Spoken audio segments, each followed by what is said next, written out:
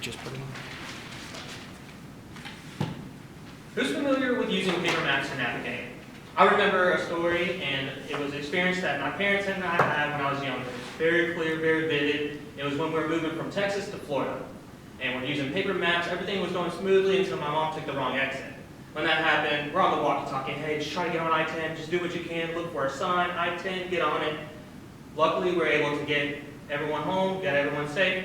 So, luckily, technology has evolved and that we're now able to navigate using phones, GPS, so it's practically impossible to get lost. So, would anybody go back to using paper maps to navigate? In the years since, luckily, there have been dramatic improvements to technology. So why wouldn't we move forward to make our processes better, to make things easier? Our goal in this presentation is to demonstrate the usefulness and efficiency of drones in various applications in the city. We're going to discuss how drones can be used in the city of Tallahassee. Some departments are already using drones, fire, police, and a few others. We're going to highlight the opportunities of each of the departments and their strategic objectives that they're going to hit. And by the end of our talk, we hope we convince you guys that their drones are a useful and valuable tool for tackling the city issues that may come. So let's go over this map.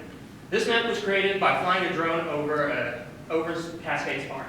Imagine a huge Excel sheet where the drone goes left to right, then north to south, so just making crisscross patterns. These images are then fed to a drone mapping software, and it combines them to create this orthographic map. This is a high-quality map right here of Cascades Park, and we can achieve this high accuracy because of the drone technology. This could be something that is set up very often to create like a timeline of change in a park. For example, on the left, this is some other data that we can get from a drone. From the left, we have an elevation map. The elevation map shows us the high points on the map and our low points. So the red is our high tops of the trees, tops of buildings, and our blue is where the stormwater is running. To the right, we have a plant health map. The plant health map shows you areas of high quality plant health, and then the red shows us areas of low quality plant health. This is all the kind of information that we can generate using drones and some software. So let me show you what we have now. So on the left, we have our TLC GIS. You can see Florida, not very clear. Same with Google Maps and Apple Maps. But if you look to the right, we have our drone map. And that drone map is very clear. This image of Florida is taken from that same image of Cascades Park that I showed on the slide before. So let me go ahead and pass it to Sue, who's going to go over the strategic objectives and some of the departments that can use this technology. Thank you, Nick. Here I'm going to talk about what objectives that we have researched on the drone, and there's two examples I want to give you. One of them is the growth management using having a large-scale project instead of engineer, other reviewers driving around, walking around the whole 24 acres. They can use the drone, fly, and inspect, take a picture and inspect it, and review it from that point and be more detailed and focus on the location of where they want to review. The other example is FEMA. We can have the drone provide pictures for before and after, so we can get a better, faster reimbursements. Here I'll introduce Shamika for implementation. Thank you, Sue.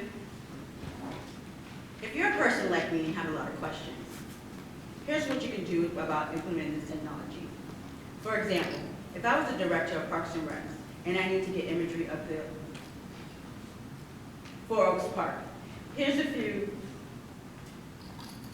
I would need to verify the fields and pitches are flat, confirming the bases are the correct distance, get an updated photos of the fields.